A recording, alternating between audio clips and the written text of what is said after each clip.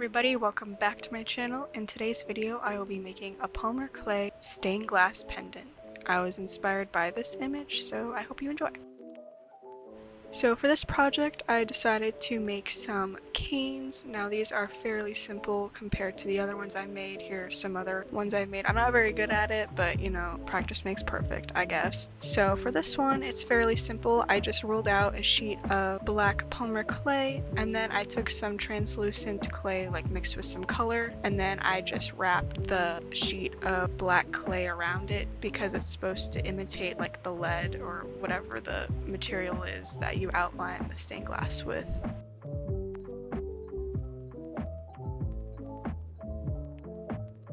After it was wrapped, I just rolled it on my desk to make it smaller, and here are what the colors look like. I did brown, orange, and green for the flower, and then afterwards I started cutting thin slices off of the log, and since this is a circle I would like rotate it every time I cut it so it wasn't lopsided. For the pendant piece, I rolled out a thin sheet of translucent clay through my pasta machine, and then I took the pendant and I pressed it into the clay, and I just cut it out with my blade and fit it inside the pendant piece.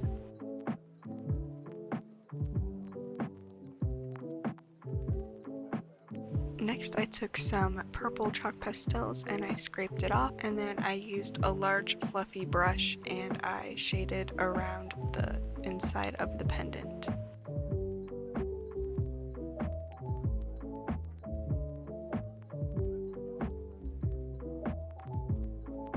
To make the black outline, I rolled out a thin log of black clay and I just put it around the edge of the pendant.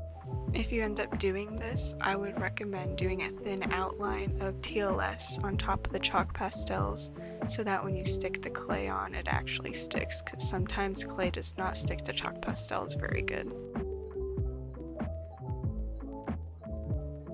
Now I took the slices I did earlier and I'm just shaping them into flower shapes, and obviously the more you shape the thing to fit, it's going to distort a lot, and it drove me crazy that the black outline like was getting all like meshed up, and it irked me a lot. But after I placed everything, I did go in with some black clay and I just shaped some little logs and I made the outline more even. Here's what it looks like all baked and glazed, and I did glaze with UV resin. So now I have to make a necklace to go with the pendant, so I just made my little bead pattern on this tray I got at the dollar store. I like to get my beads from Michael's, sometimes Joann's, and then Art Start, which is a reuse store, so it's basically like a thrift store for craft supplies. I highly recommend going there if you live in Minnesota because it's really great. But yeah, I have an addiction to beads, so I'm trying to use them so I can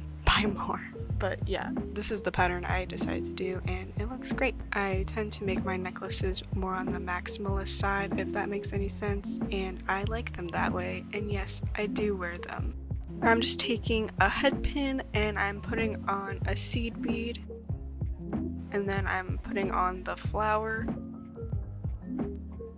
and then I'm taking my one-step looper tool and I'm just making a loop by the flower so it can dangle off the necklace. And the flowers that I'm using are from Joann's. So for the rest of the beads, I use my leftover wire that I used to make the flower pieces, and I just make a loop at the end and then I thread on the beads, and I usually do 2 or 3 beads on each one depending how big they are, and then after I put those on I just loop it at the end so it's a loop and then the beads and then a loop at the end. To connect the bead segments together, I open one of the loops, and then with the other bead segment I put it through the loop and then I close it so they're all like loops together. You can use jump rings to connect the bead segments, but I would factor them into your bead pattern because jump rings do affect the length of your necklace. To finish off the clasp part of the necklace, I use a jump ring and some chain, and I just attach it to one side along with the lobster clasp, and then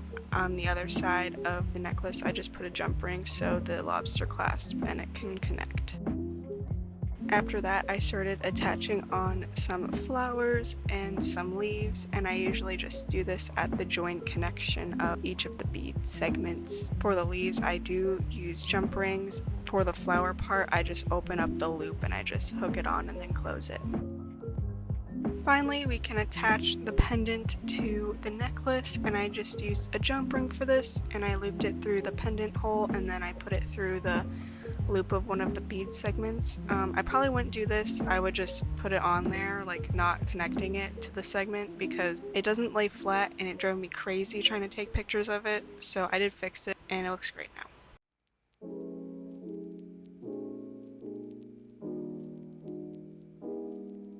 So this is what the finished necklace and pendant looks like. I hope you guys enjoyed this video, and I'll see you all next time. Bye!